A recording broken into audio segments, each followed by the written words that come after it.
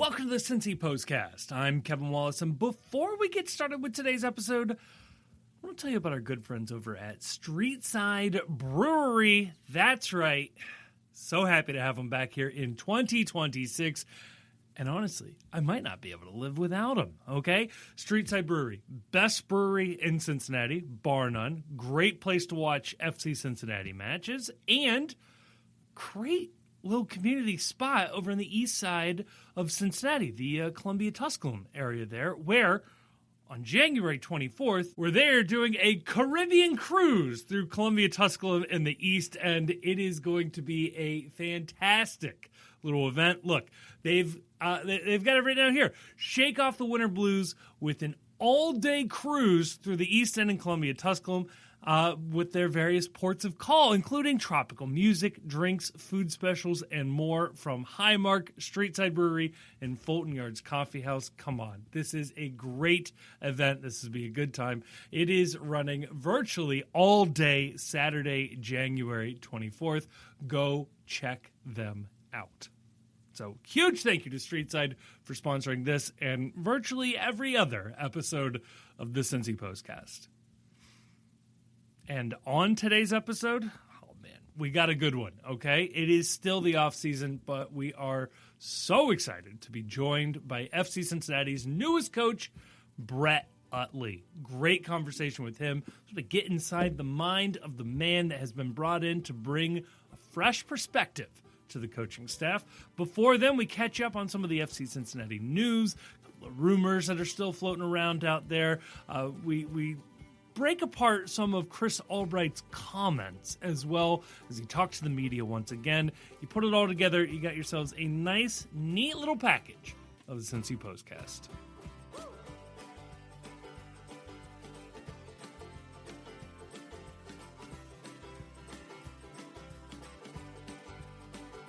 And joining me to talk about all of that and more, I am joined by the one and only Chief.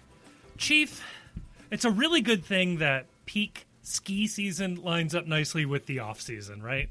Yeah, I do wonder how this is going to work out, though, once we do the calendar flip and all of a sudden Grayson is departing us. Although I guess we're still in the winter break right now, so maybe what happens is we get a real big sponsorship and we all go and record live in ski country.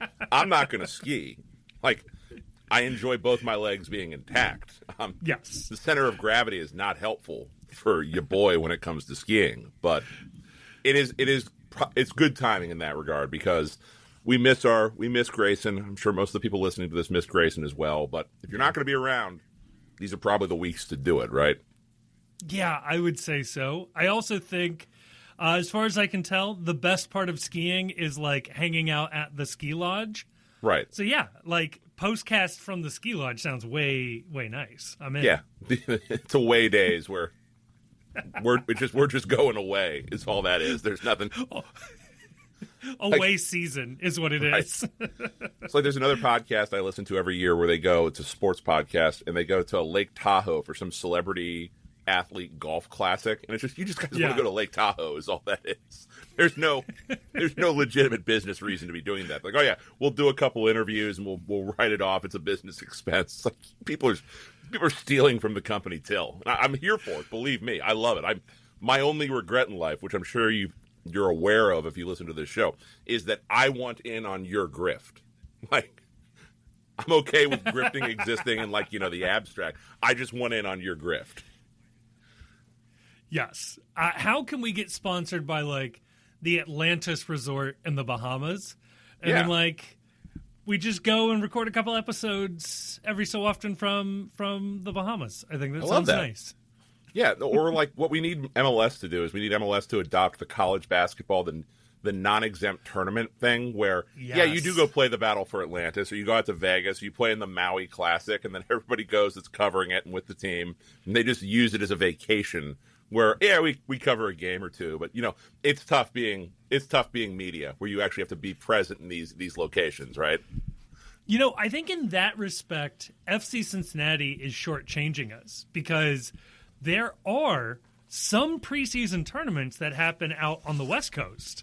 There's one that happens in Goodyear, Arizona. And there's one that happens in Vegas.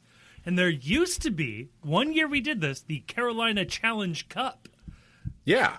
We should do more of these. Like, that should be a thing in MLS, that the preseason, or this is something they can do over winter break, is that every team plays in one of these, like, non-exempt tournaments, and they host them around the country in places in the South or in the out West where there is no MLS. And it's like, yeah, they're made for TV products anyway. You watch these things on Feast Week for the NCAA tournament. Nobody's at these games in person. They exist just to fill TV inventory. And you're telling me that you wouldn't be able to get, like, Apple or sell this, like, specific package to Fox or some other property in February when otherwise, right. you know, like, all you've got is, you know, the NFL is winding down. There's no college football. And you're telling me they don't have inventory space on linear cable to show here's the MLS Classic from Maui in this invitational sponsored by Tide. And here's another one that's the MLS, the Desert Showdown sponsored by, you know, Continental Tire.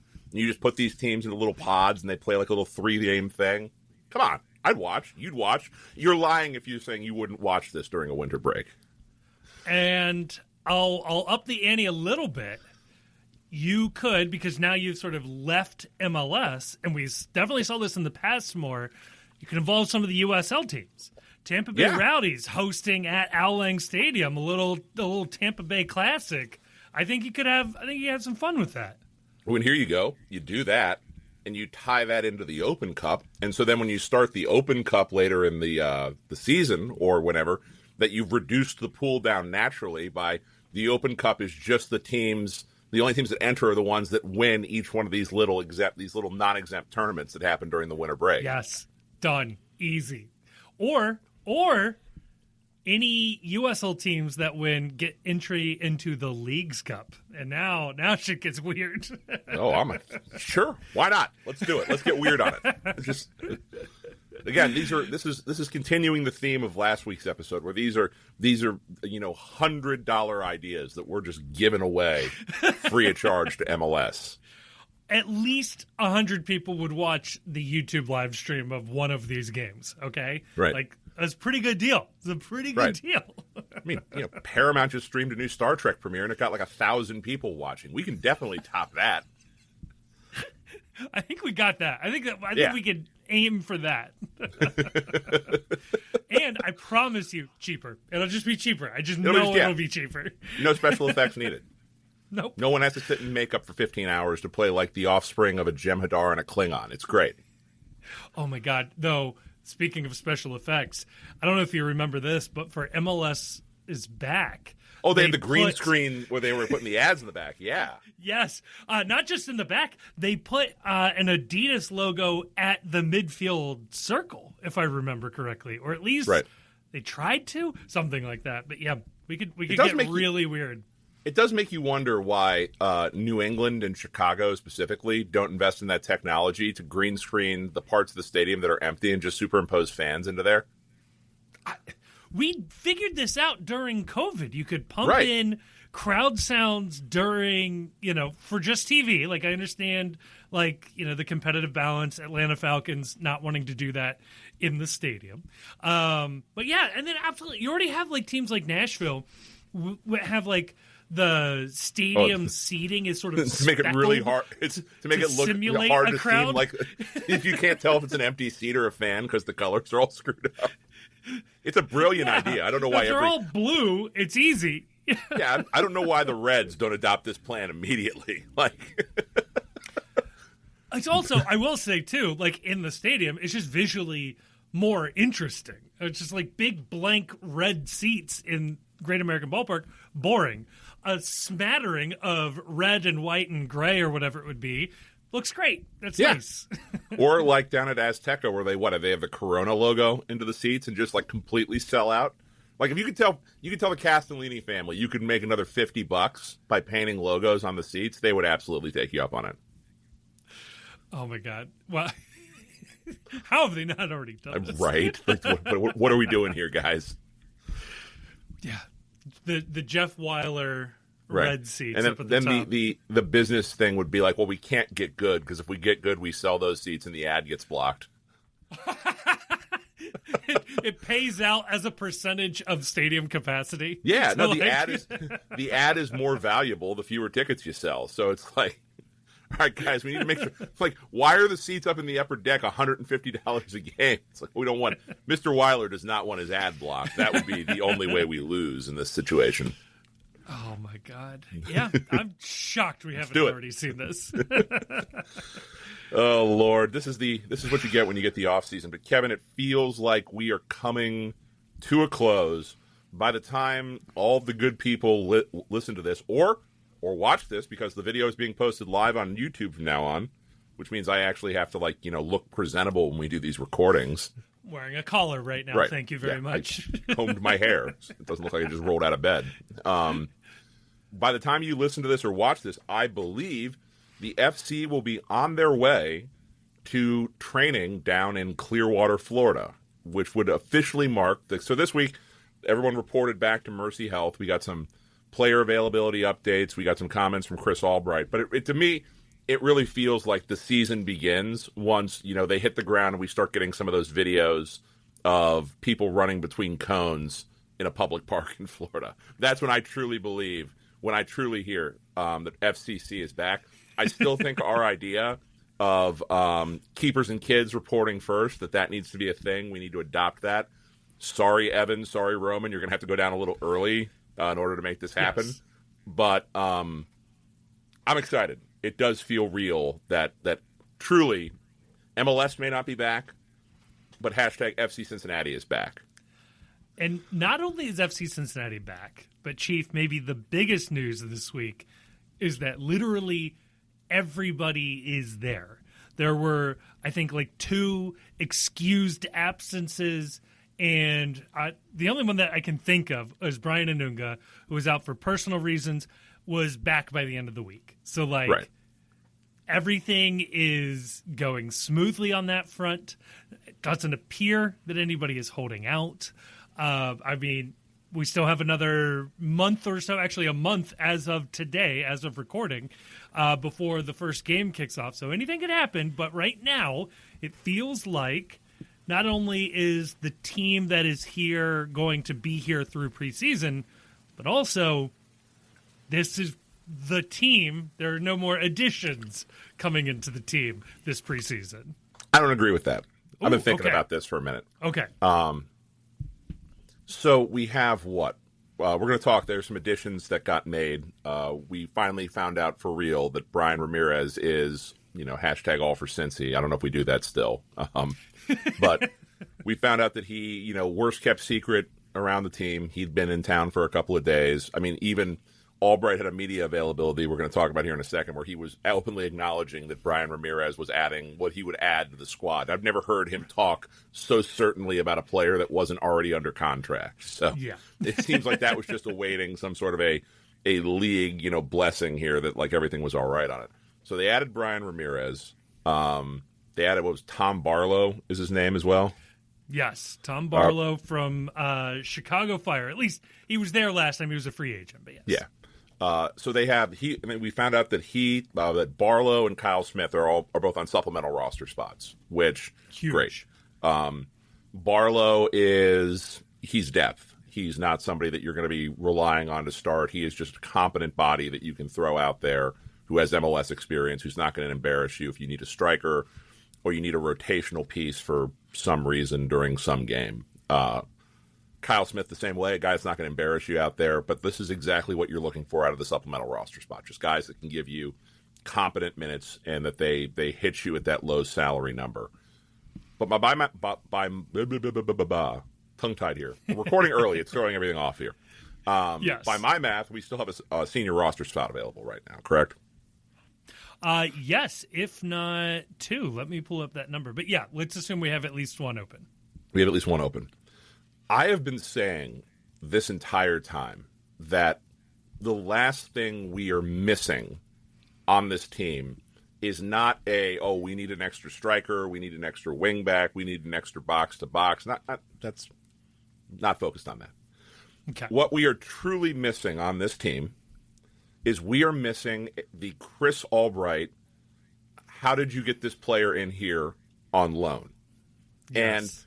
And at this point, I think it's enough that you have to say it is a thing that he does yearly. This isn't like this is something he likes to do. No, he does it quite literally every year that he's here. We had in 2023, that was Yerson Mosquera.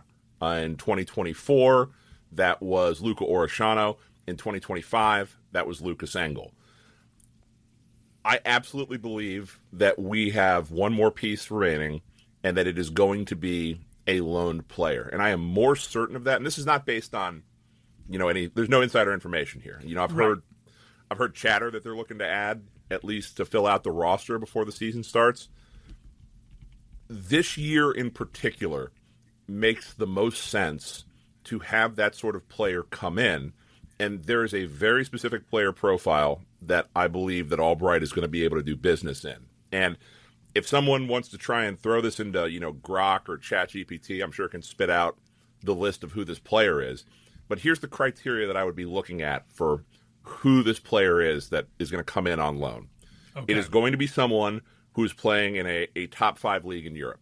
Okay. Or one of the major teams in South America. But I'm going to say top 5 teams in Europe. It is going to be someone who is a starter on their national team, on a national team that is qualified for the World Cup, but who is not getting regular club minutes right now, or is a deep rotational piece on whatever their club is. Okay. So you are looking for someone who, with the World Cup coming this summer, is going to be relied upon by their national team, and they and their national team are concerned that this player is not getting minutes and will not be ready in terms of physically and in game speed shape for the World Cup. And I would imagine there are a few players like that are out there. I don't have that list in front of me, but there's going to be some players who are going to be very motivated in this window especially. And remember, the MLS window goes a lot longer than the European window does. So especially as you see teams rounding into shape, making winter additions, there is ultimately going to be people who are going to be finding their minutes drop down as they're replaced by better players, by different players, managers changing systems, managers changing in general. There's going to be a pool of players out there, I think, that are going to be looking for those minutes, and I think that Albright can do some business and do some shopping. And I think there's a potential for bringing a player back that punches way above his weight in terms of what you could otherwise get if you were trying to buy a player or if we didn't have a World Cup coming up this cycle. I think you're spot on. Could I maybe potentially throw an extra, not a requirement, but a little seasoning on top of the search results there? Hit me with it. An American. I'd be looking for an American that matches this profile because, one, we have a good understanding that the U.S. men's national team thinks highly of FC Cincinnati and vice versa. FC Cincinnati does seem to like, looking at the U.S. men's national team pool for potential transfer targets. We saw that in 2024 with Sargent and McKinney previously as a target. And I think Major League Soccer is one of the few leagues where an American not starting, suddenly starting and performing well is enough to sort of force the hand of the national team. Whereas, let's say if it's a Dutch player, I don't necessarily think that that's enough to then break into the national team. But right. I do think good performances in MLS could very well be that.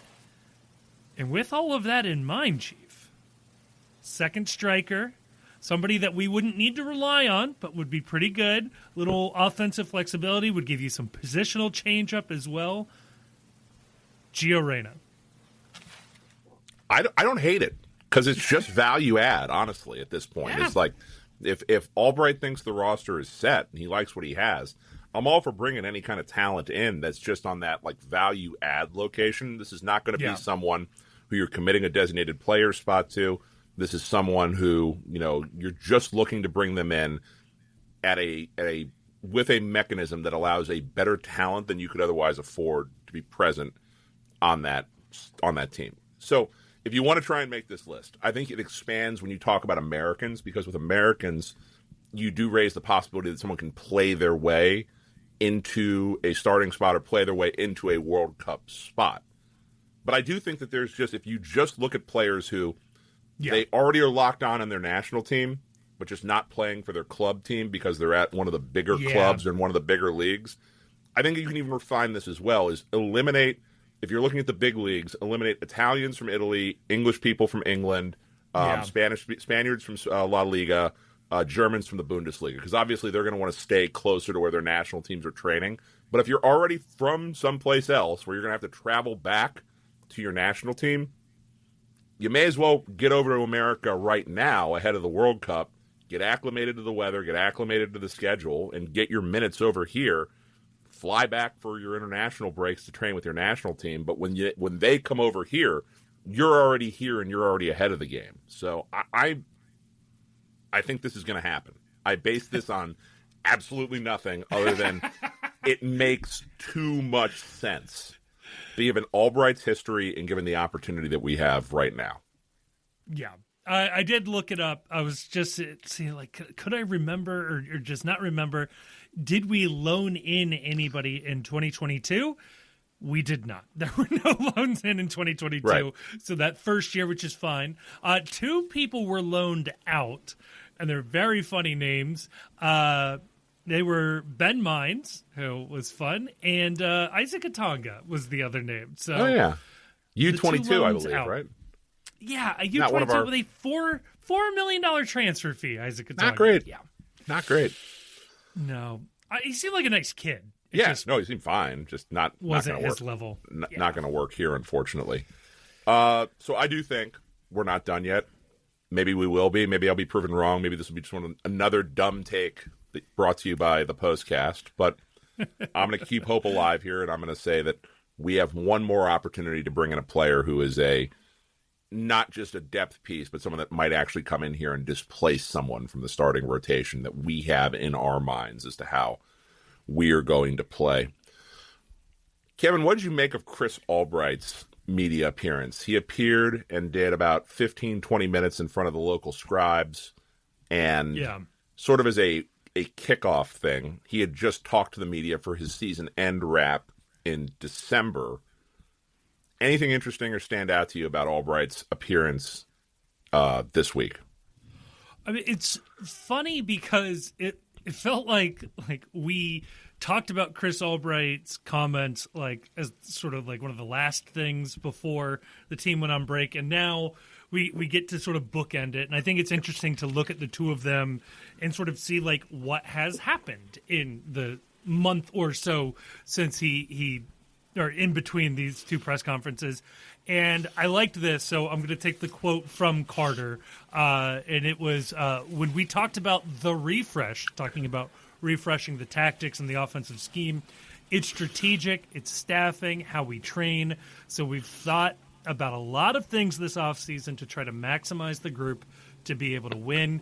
I like that they are reassessing their priors, to put words in his mouth, about how they got here and how they can get better.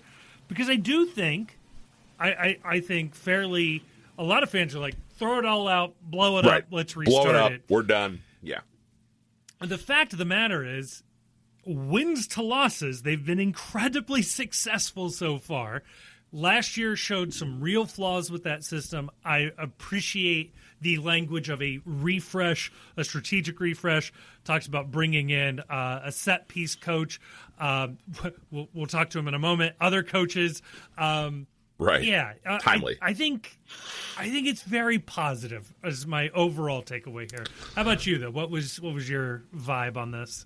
I think that the refresh thing obviously stands out because it's been the word of the offseason, the refresh or the retooling of what it is this club is doing. And, after speaking to Brett Uttley in the interview here in segment 2 that everyone's going to be able to hear, I'm more confident now that that what they decided to do was we're going to go acquire an offensive tactics. And I mean this in the most loving sense because I loved Brett. I loved the interview. He's a tactics nerd. And he is one of these people that what reminds me of what I think it would be like to talk NFL ball with like a Sean McVay, where, he's there. He is constantly thinking about what can we do to do things better tactically? What can we do to break other teams down? What are other teams using successfully that we can implement into our training regimen? So, from that standpoint, I do agree that they brought a new voice in for a specific purpose, and I like the fact that they appear to be going all in on this idea that we're counting on the fact that we can do processes better with the talent that we have, which they have to say to a certain extent, because there's not a lot of wiggle room to bring a ton of new faces in right now.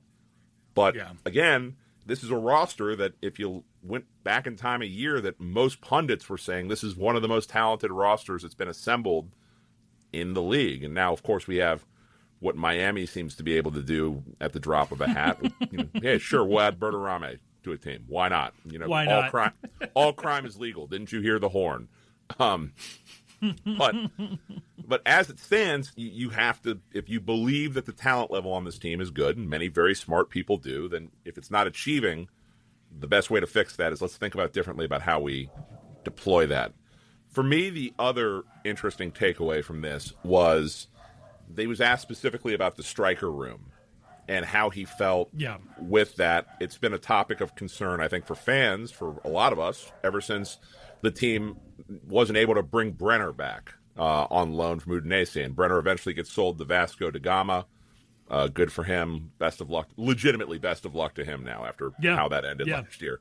But Albright said straight out that they view Ayoub Jabari as a starting level player in MLS, that they would be comfortable with Ayoub Jabari going down and beginning the season as the number 2 striker. That's odd to me because we saw a little bit of Ayoub last year. There were parts that I thought were good. Obviously we all talk about, his control to assist on the goal that beats the Crew.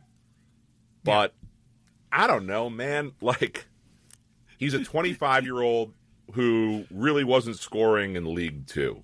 And on paper, you just look at the situation and nothing about him screams, I am MLS starting quality. He seems like, I love Ayoub as a depth piece. I love him as a rotational piece.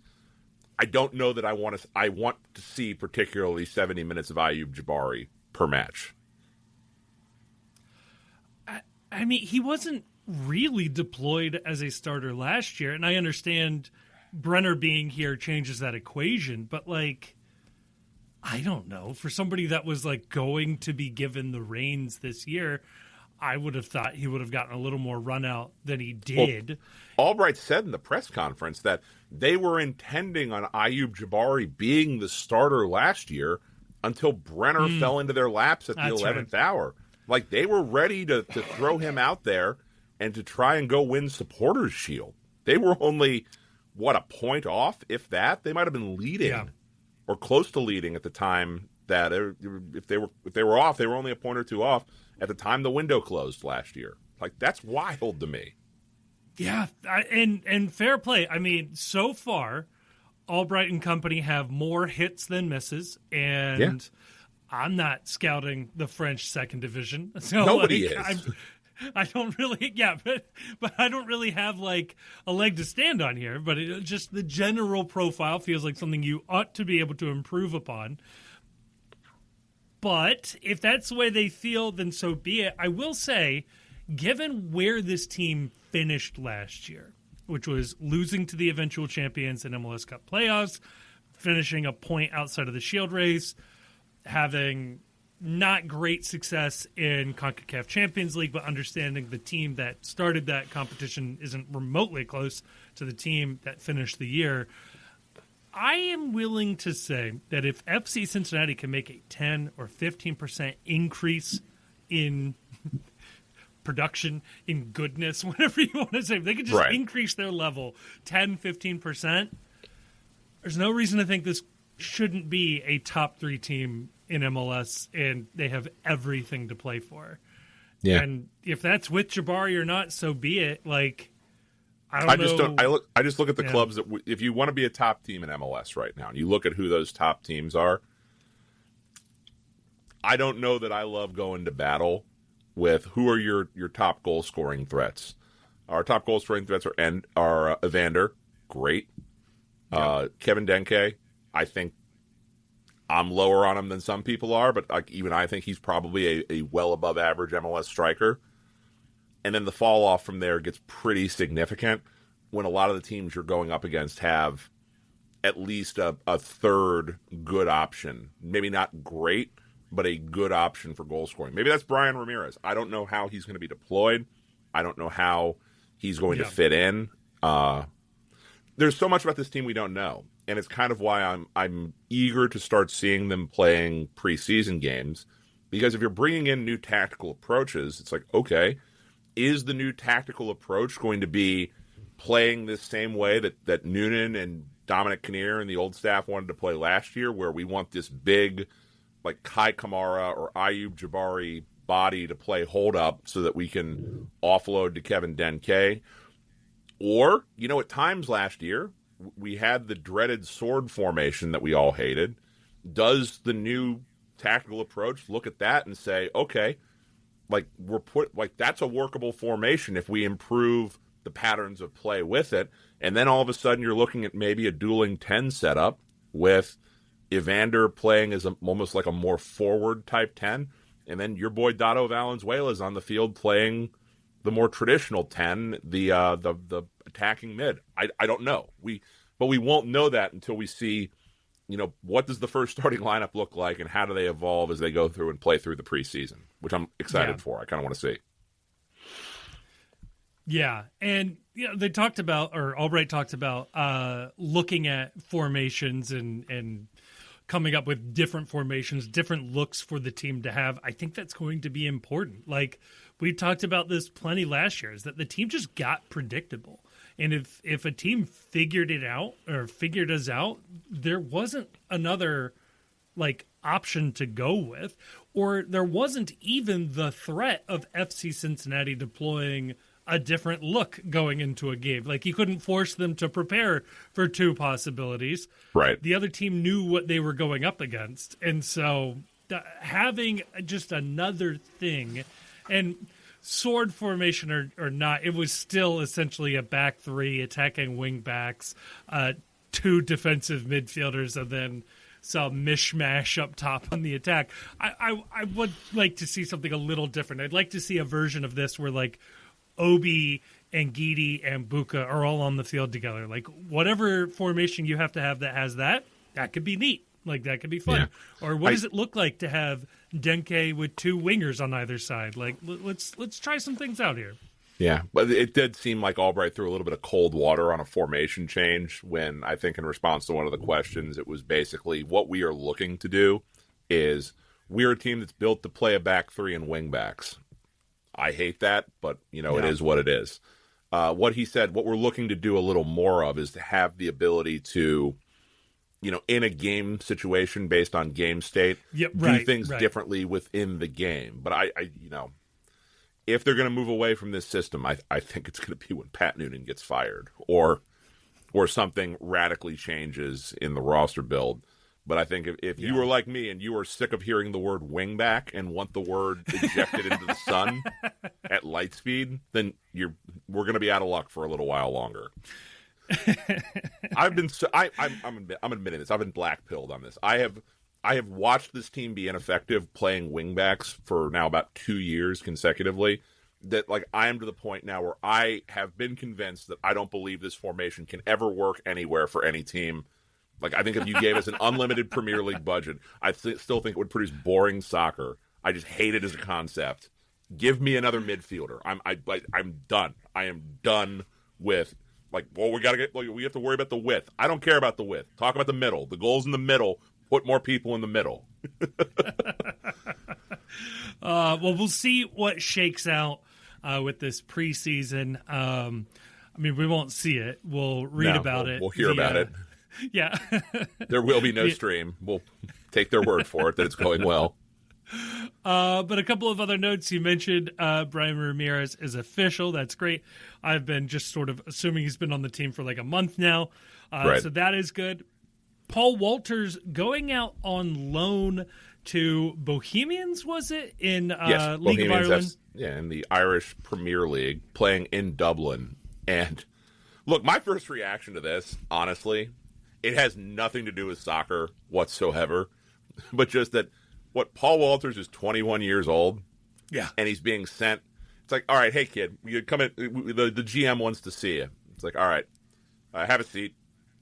We love what you're doing here, but just it doesn't do you any good to sit and watch Roman play or watch Evan play. You need to be out there and you need to be playing more regularly.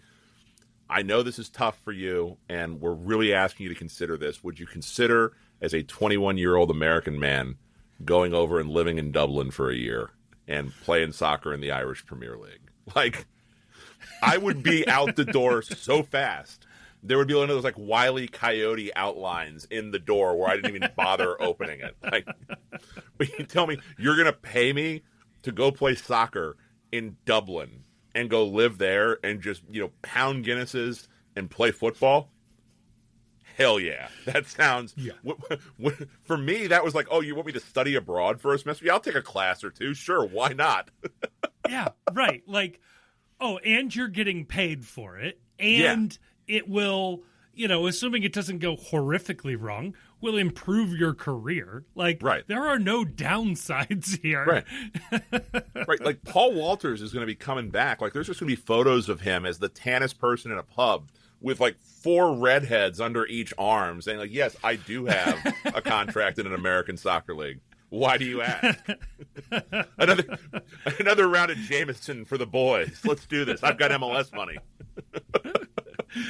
So congrats to him. Hell of a move. Hopefully it all pans out. We'll be keeping tabs on that. We got to ask Evan, though. We need to ask Evan. We need to make sure that when Paul comes back, like, does he pull the move where, I picked up a little bit of an accent when I was over there. That, like, all your friends that spent, like, a semester abroad, like, I picked up a little bit of the accent and start signing your emails, cheers and shit like that. Yes, he's going to refer to all of his teammates as lads and mates. Mate. It's going to be great. Yeah, it's going to be great. So, I think I wish that there was an unlimited content budget for FC Cincinnati, because the first thing I would do is I would want to send Carter Chapley over there and just, like, chronicle a week in the life of a 21-year-old American on loan playing soccer in Dublin, Ireland. I would produce a reality show about this. I would produce content about this. This would be like glued Stranger Things like level to the television of what is Paul Walters up to this week over in Ireland. Like, that would be like on Apple TV. Love that. The second thing I would do if I had an unlimited content budget is I would pay on an off weekend to fly Evan and Roman over to watch one of his games and to get tickets, like, right behind the goal and be shouting things to him during the course.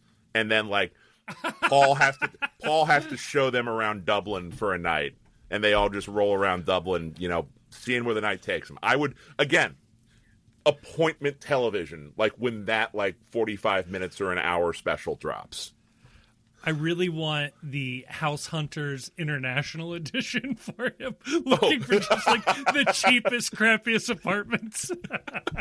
No, we get coach turned real estate agent turns coach Mitch Hildebrandt, or I think trying to think who else. Like, there's, like, half the team. Sem DeWitt, right? Sem DeWitt does that.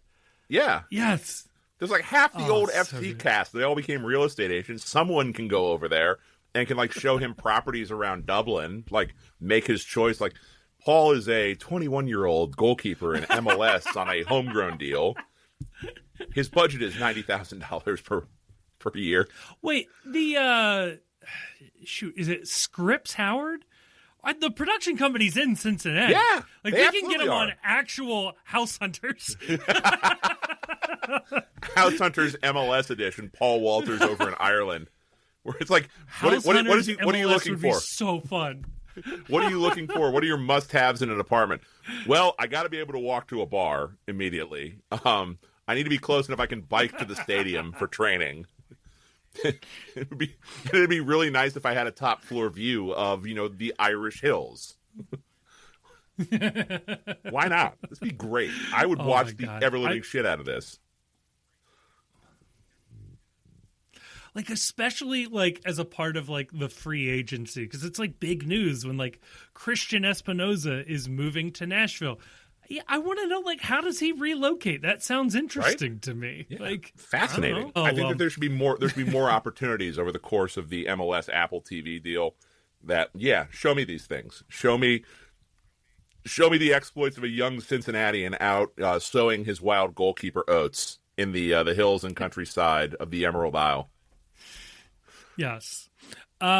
Chief, was there any other news? We mentioned Barlow and Fletcher were both supplemental roster spots. So looking at my list, as was Kyle Smith, I believe.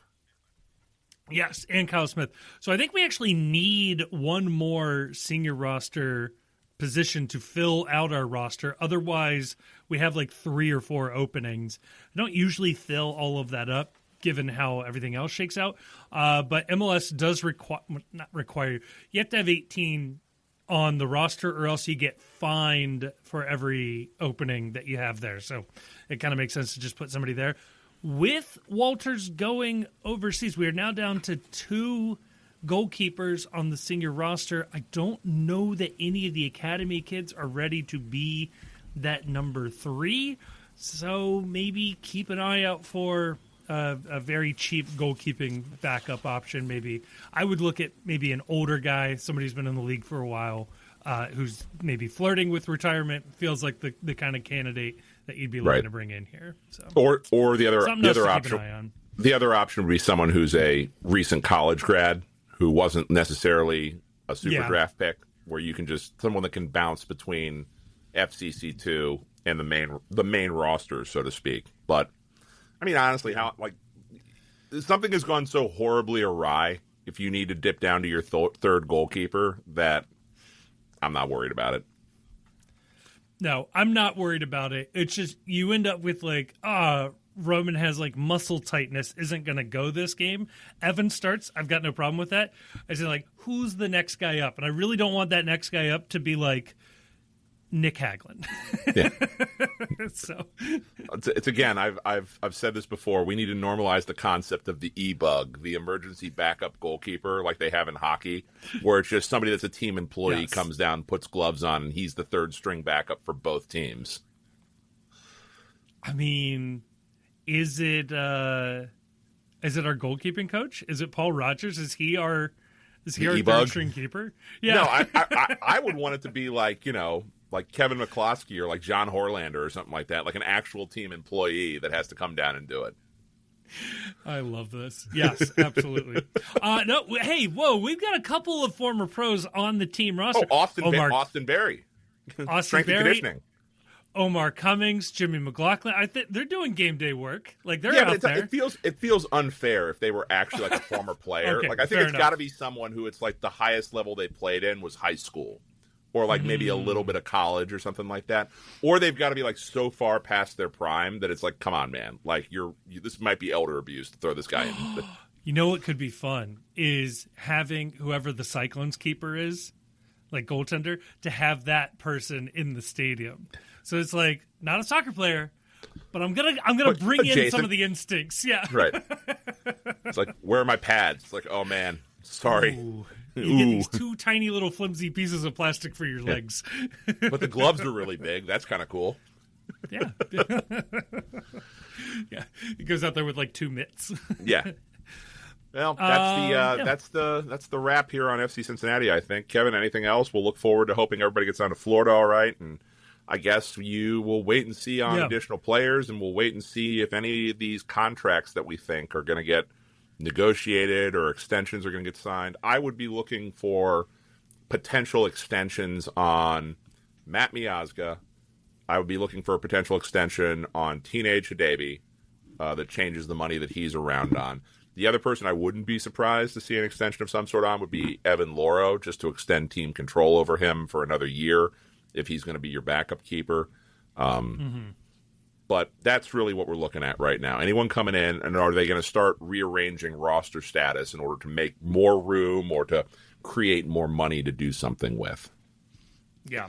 Yeah, the team, I mean, it feels, I know, like the general vibe is that like the team can't do anything else. I don't think that's necessarily true. I think that there's enough, if I could borrow a phrase from Andrew Wiebe, I think there's enough creative and ambitious levers that they could pull to bring in one or two more impact players, not DP, but somebody that could conceivably start for this team. It's an option out there. I don't necessarily think that the team needs to, and I know the team doesn't think they need to. So there's that. Is what it is. Yeah. Now, Chief, we were lucky enough to be able to talk to Brett Uttley, who I'm so happy that he is on. I will have to say, I have to consciously think about not saying Chase Utley every time I say his name, and I feel really bad about that. So if I ever screw that up, just know I've been trying this whole time not to. But Brett Uttley, he is the newest. Please. You still don't know how to say Evan's last name after he's been on the show for a while. So this is just par for the course right here. We got Chase Utley and Evan Laureau on the team, and it's great. Yeah. No, Brett Uttley, he comes over from Austin FC 2. He has a long career in and around Major League Soccer, played as well himself. No, as Chief alluded to before, a tactics nerd when it comes to this stuff. Somebody that is bringing a fresh set of eyes to this team and this backroom staff that has been established since 2022. Very excited to have him on the team, and we got the opportunity to get to know him a little bit, kind of ask a couple of simple, basic questions, try to figure out where he's at with it. We go a little deep on some philosophy stuff on it too. I think it's a good conversation. I think people are really going to enjoy this.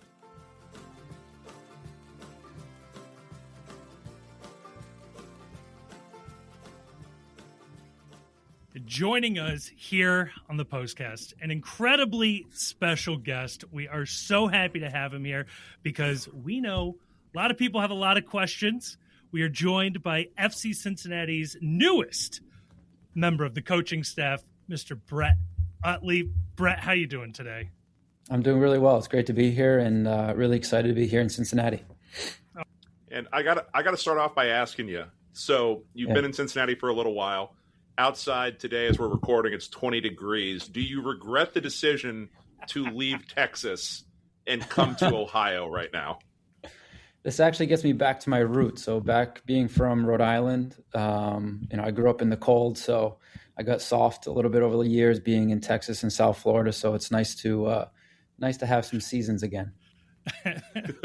Do I have it right? You played abroad in Sweden. Are we leaning on that experience at all on a week like this?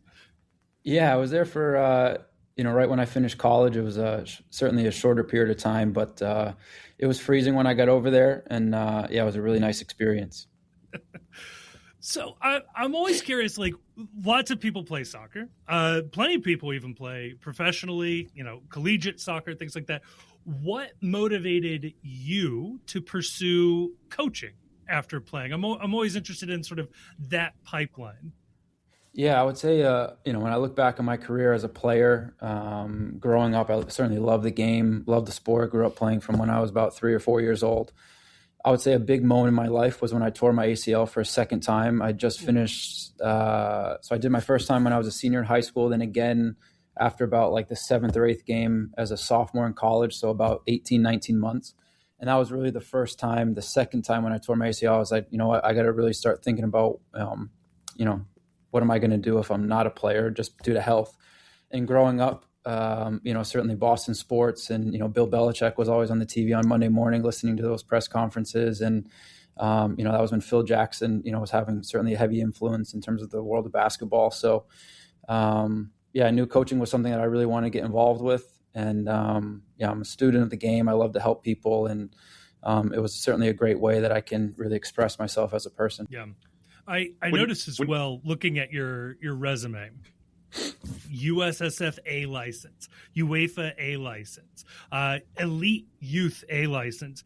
Can you explain to a simpleton like myself the licensing system and why having licenses from multiple different continents. What is that advantage here? I am genuinely ignorant of this aspect of coaching.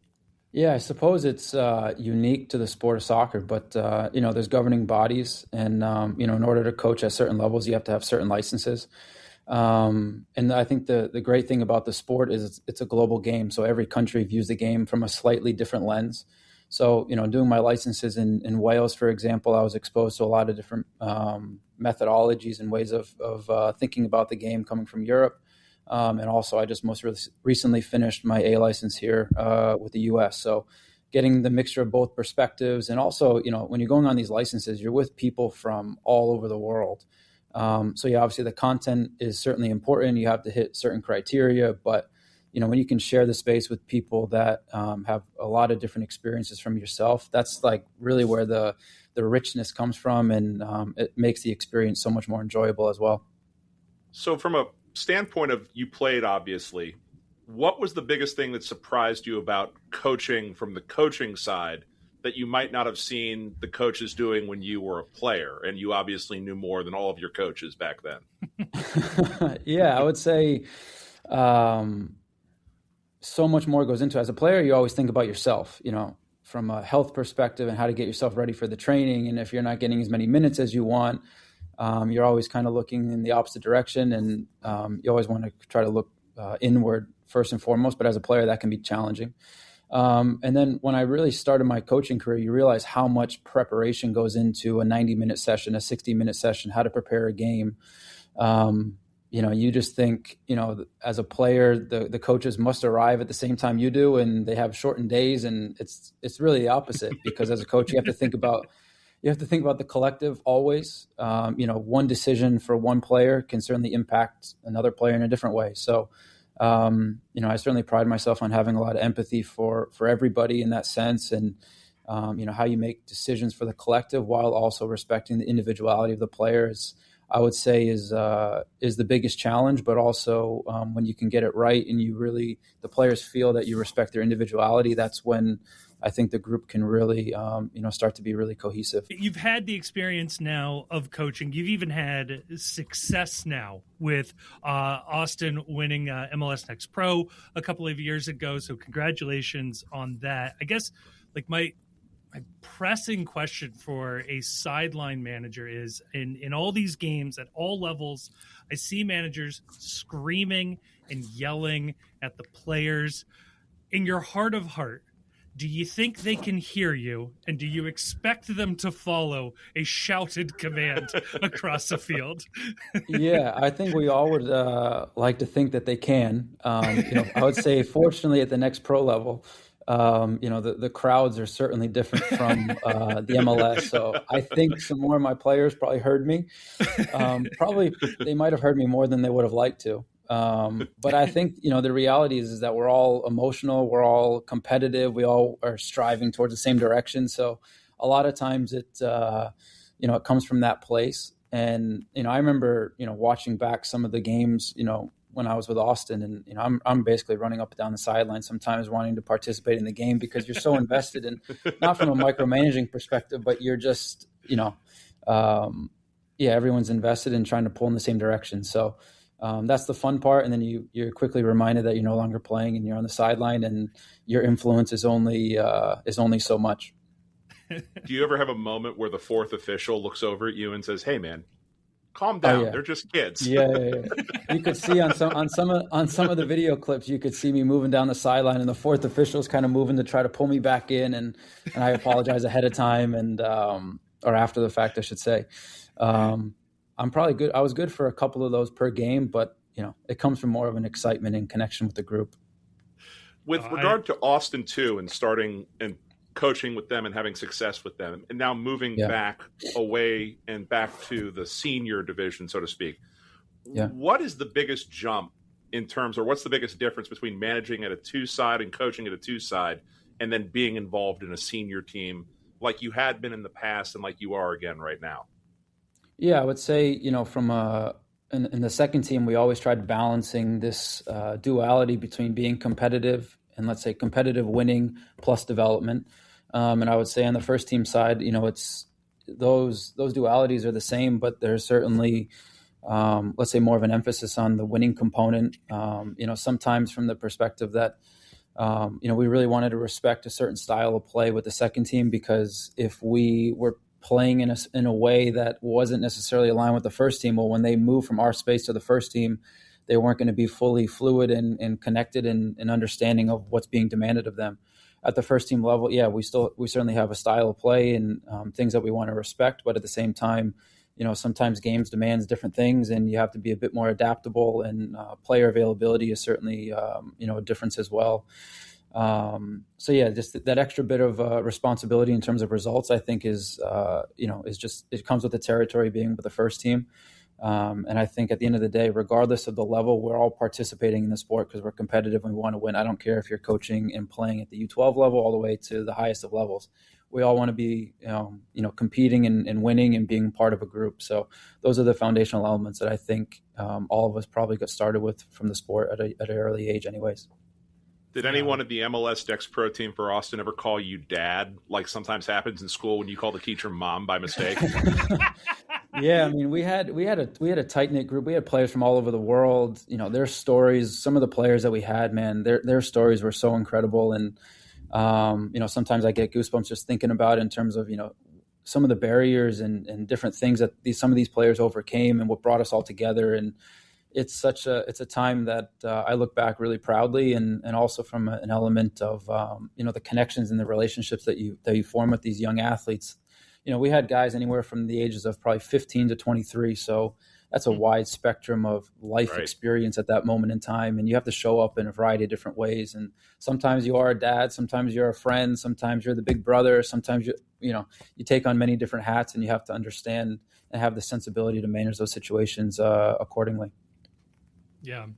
When you walk into the FC Cincinnati training center, this past week, the players start showing up, they start reporting. Were there any familiar faces players wise? I can assume maybe who you might have overlapped with, but had you crossed paths with some of these guys beforehand? Yeah, the one that certainly comes to mind is Alvis Powell. We were together with Inter Miami and during the 2020 season. So it was nice to see him again after, X amount of years apart. But, everyone, has been so welcoming and generous. And, once we started on the field, that's when the real emotion starts, and you really start to form more relationships and connections with, certainly the players and the staff. Once you get on the field and, you're doing exercises together and you're helping them and you're asking them questions and they're asking you questions. For me, that's the best time to certainly develop those relationships more in depthly. And so with regard to coming to FC Cincinnati, obviously tremendously successful at the youth level, what was it that attracted you to the opportunity here at FC Cincinnati and to join Pat Noonan's staff here on what has been a very successful MLS club during the tenure of Pat Noonan and Chris Albright?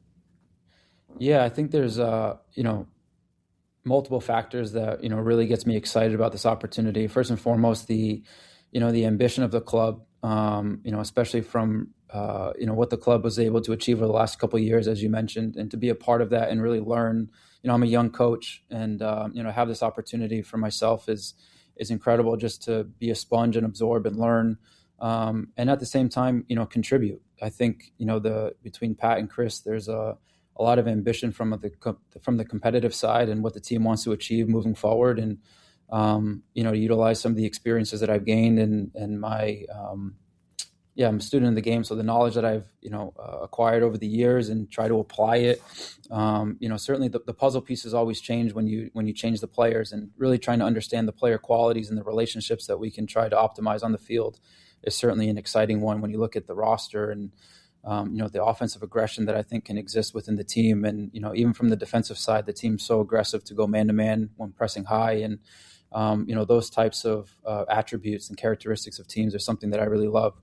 And then also from the fan base, when you're watching games from TQL on TV, and I was here once, I believe, when I was with Inter Miami, and you could just feel, the support of the team. It makes the home environment really, really special, and to have that as a young coach is really, really exciting. Yeah. Now, when when you're looking at this, I want to get a little philosophical with you. Okay. I don't necessarily want to apply this to FC Cincinnati, but I will use them as an example. This past year, FC Cincinnati fans had this sort of internal debate where it felt like at times the team didn't pass what we'd call the eye test. Maybe some of the statistics you could go look up on a website didn't paint the prettiest picture of the team, and yet they were second in the Supporter Shield race, and they had virtually every result, barring, one or two, to get the Supporter Shield that you could have asked for. How do you, as a coach, sort of wrestle with that idea of like sticking to like a pattern of play that is maybe aesthetically pleasing or is generating the correct statistics versus just getting the results, like whatever is going to get 3 points on the board? How do you see that sort of playing out?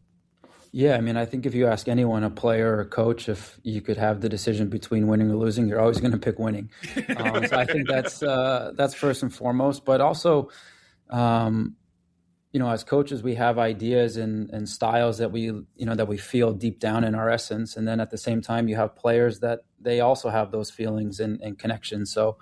When you look at the roster from last year, there was certainly at the midpoint in the season, some changes happened within the roster, which is pretty normal within MLS. So, at the end of the day, the players, those relationships, they take time to form. And that's what's really exciting right now, certainly being in the environment and starting preseason with almost a full roster from what I'm hearing is, not necessarily hasn't been the case over the last couple of years, at least from the beginning part of the season. So to be on the field with, most of the guys is really exciting, even just from my perspective to get to know them and build relationships with them as well. So, that I think the game is so complex when you're trying to have 11 players organize themselves constantly up against another 11 players. It's never going to be easy, and it's never going to be. I always say 1 + 1 doesn't equal 2 in this sport, just because of how many variables are at play. But I'm always going to choose winning over anything else. That's for sure. You can use this. This was a line from a failed rapper who my friend went to college with, who recorded a rap album instead of studying for the bar exam and then failed it. The line is 1 + 1 doesn't equal 2; it equals 11. So. I like that. I'm going to have to save that one. You said failed rapper? Hang on. That doesn't... Hang on, right? Shout out Matt Duke. So Kevin mentioned you being a student of the game. And in doing some prep work for this interview, I discovered a blog that you were writing for a while on tactics with, I believe it was a company that you had founded or an organization that you had founded. And I came across a quote that you had given in a previous interview. I'm just going to read it here because I think it's awesome. For me, it's because tactics give the key to players to anticipate the game, read the game, and ultimately make decisions to solve problems in the match. And on your work that I read, an immense amount of film grinding seemed to have been occurring with the great teams from around the world, around Europe, some Man City, some Arsenal, some Liverpool. How much film do you watch of soccer on a daily basis? Yeah, you could say I have a problem with that. I have a hard drive full of games throughout all the years, and I love learning from a variety of different coaches. I would say that's the biggest thing. I support. I love watching Barcelona. I love watching Man City. When I studied over in Spain, that had a massive influence on me when I was starting my coaching career. But the game is interpreted in so many different ways. Different cultures. That has a massive influence on how different teams are going to play as well. I probably have too many games, but sometimes those are the best ways to learn and try to anticipate and understand why a coach made a certain decision or utilize a certain tactic. And then it's not necessarily, a copy and paste. It's understanding the full context of why they made those decisions as best as you can, knowing that you're from the 10,000 foot perspective. And then trying to understand if that could potentially apply to the group of players that you have in front of you, knowing that all their qualities are totally different. So, but I love doing that because it's a great way to get better.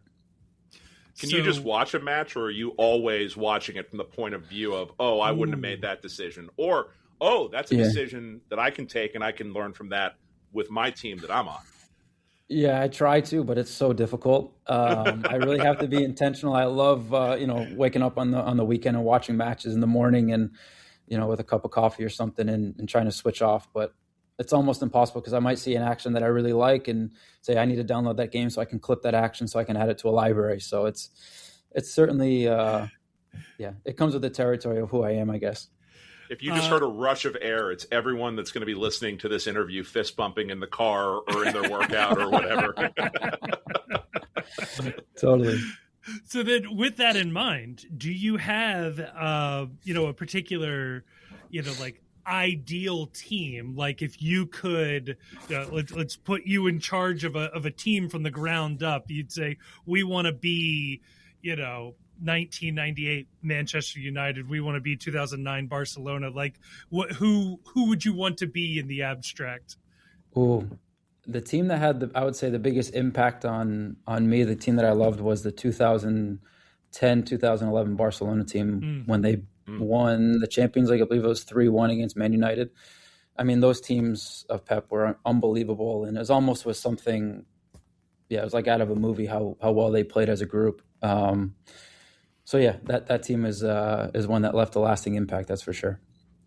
So you've been really generous with your time today, and believe me, we want you to get back in the lab and get cooking. Nothing would bring us more joy. We are profoundly wasting your time right now, and I recognize that. As a sort of summation, so we going into 2026, you guys are about to head down to Florida for training camp and get the season started. What is your hope of what you're going to be able to bring to the staff and to the team this year for FC Cincinnati? Yeah, one of the main topics of conversation between Chris, Pat, and myself has just been a lot of ideas in relation to the attack and how can we be a bit more aggressive to arrive in the box with good numbers and good situations to score more goals. And I view the game very much from a collective perspective. So it's not just what's happening on the final end product, but how we arrive from those situations and what does it mean for the center backs? What does it mean for the midfielders? Because the game, it's not just, you like to arrive in one or two passes and score a goal. I think any coach would probably want that. But how can you, be really intentional in how to bring the ball to certain spaces so then it's difficult, obviously, for the opponent to defend it, and also you can arrive with really good opportunities to not just necessarily just to finish the first ball, but finish the second ball potentially off a rebound. So yeah, those are going to be constant conversations, I suppose, throughout the course of the year. But when I think about the training camp, it just continues to be about building relationships with the staff and the players, and having the opportunity to be down in Clearwater and a bit more secluded, and the group's going to be so connected during that time period, I would imagine. So it's a great time for me just to acclimate, keep learning about, the culture of the club and how everything's being done. And then, continuing to offer, any suggestions that I potentially see along the way. But for me, that's the biggest part, is just to get acclimated within the group, between the players and the staff and go step by step. Oh, well, Brett, we wish you all the best of luck this season. We will certainly be rooting for you and your hard work out there on the field. Best of luck this season, and we look forward to it. Great. Thanks so much for your time, guys. Great to meet you and really happy to be here. Awesome. Thank you so much. Thank you.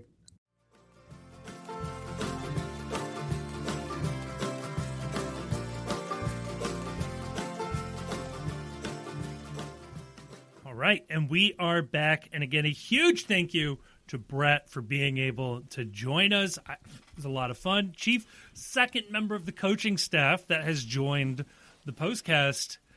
Many people noting that Pat Noonan ducking us at this point. I'm trying to think. So the last time we had a member of the coaching staff on was 2023. And I can't remember if anything good happened to the team. That's way too far back. They won a trophy. They won a shield. Yeah. So that was sort of like a postcast bump to the performance when the coaching staff comes on. I like where your head's at here. Like this. This is 2024, good. 2026 could be fun. Could be fun.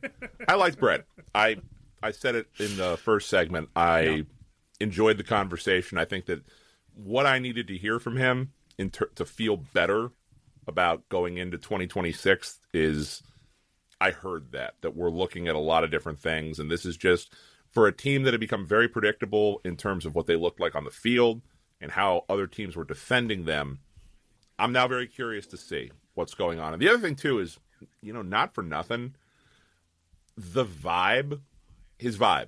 Hey, guys, I saw you at the bar. I really liked your vibe over there. No, it's just, didn't he feel like the kind of personality that, you would see meshing well over drinks and talking ball with Kenny and what we know about Pat? Absolutely. Like, that is, he does feel like a good cultural fit with the team. There was another thing, too, about him when he talked about, like, seeing something, like not being able to turn off the coaching brain when watching a match, and then, like, immediately making a note to go and save that and look at that later. That, to me, tells me that he is not somebody who has a vision for what he wants, and it is his goal to implement that vision come hell or high water. Yep. It has to stick to this game plan. This is a curious person, somebody who does seem to be willing and able to learn and take in new ideas and incorporate them into a sort of existing framework. I think that is brilliant and definitely something that this team needs. I mean, I'd say every team needs, but I think a team looking for a refresh needs a person with this mindset. I agree. And I like the fact that he thinks about this stuff as much as we do, which makes me very, very happy about that. So, Kevin, with him added in, does this mean we have to start interviewing more members of the team again? Do we have to start putting in more asks for people, setting up more interviews? I think so. Yeah, I think so. I think that's the next step there. And it's like I feel like we don't say it enough. Blown away by the support on Patreon. Like, that has been incredible. More to come on that front. Very excited about where that money is going to go with this. So, little things like this are nice. I like this, but I think we got more coming. So definitely. Big question: are we restarting the World's Gam this week, Kevin? I think it's time. Is Grayson back? I think we could restart the World's Gam. I think we restart the World's Gam this week. I will commit to that. That is not a problem. Should I reach out to Andrew Wiebe and say, for the first episode back, first off, how dare you, and second off, defend yourself? Yes, absolutely. I think he would be a lot of fun to have on this. So you've caused some waves. Defend your thesis here. Right. First question: how much of this do you believe, and how much of this is just for your enjoyment to watch all those puppets dance the second you start defending the great Satan in South Florida?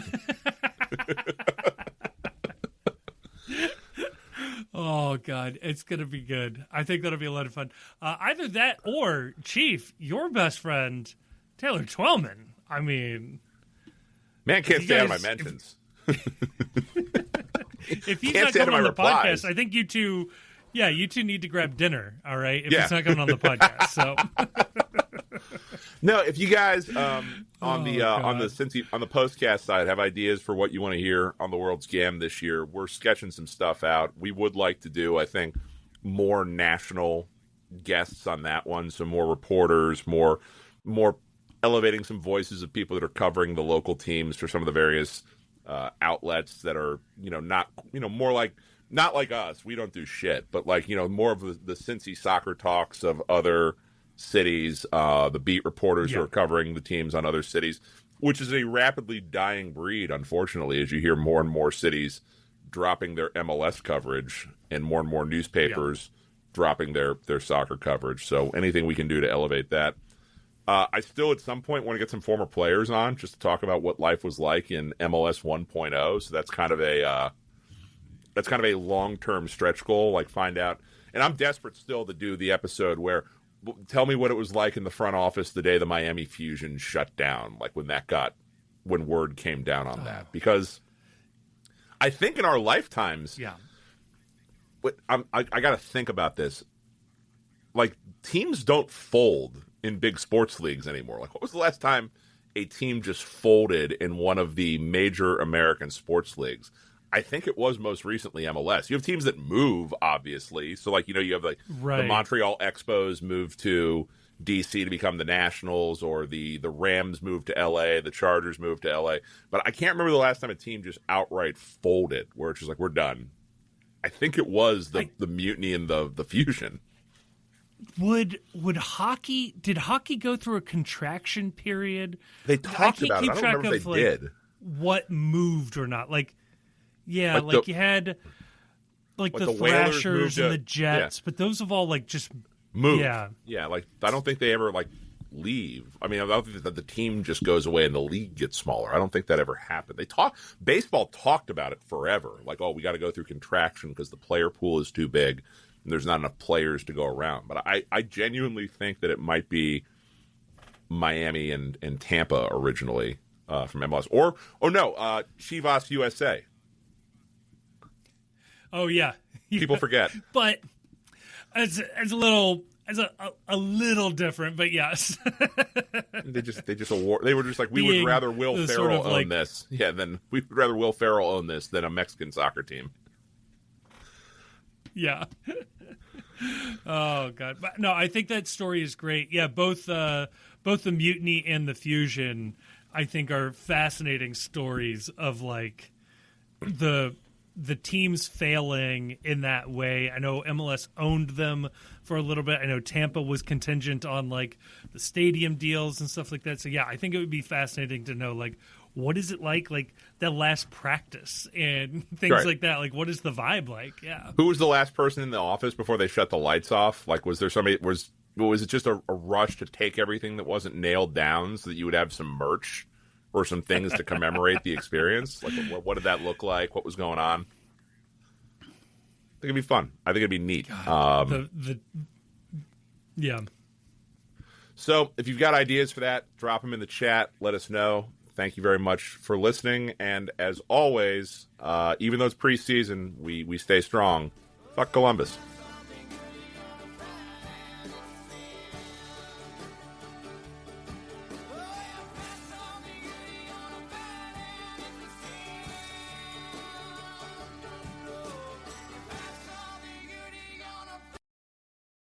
The Cincy Postcast is a production of The Post Cincy. You can check us out online at thepostcincy.com. You can also follow us on Twitter and Blue Sky, Facebook, and Instagram. Twitter and Blue Sky, though, you'll find we're a little more active than the other places. We're also on YouTube, where you can listen to this episode if you aren't listening to it already. We are also putting up video content semi-regularly, including the Away Days series.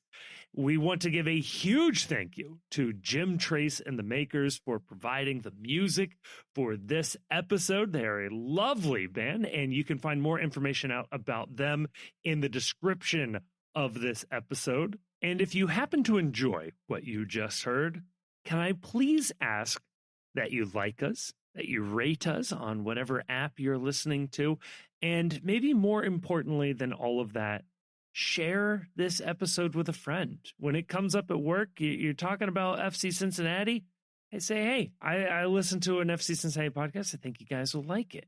It would really, really help us out. Nothing helps a podcast travel more than a good recommendation from a friend, family member. That would be awesome. When it comes to the sorting algorithms that control our lives, a 5-star review would be much appreciated. Also, leaving a sort of written review weirdly does more than that. That's how the algorithms work. So maybe say a nice or a mean thing, whatever. Just as long as you give us 5 stars, that'll really, really, really help us out. And if you are looking for more MLS content, check out our other podcast, The World's Gam. Again, a link will be in the description of this episode. That is where we touch on league-wide storylines and news, and we talk about other games and a couple other teams in there as well. I think you will enjoy it if you are just dipping your toes into Major League Soccer.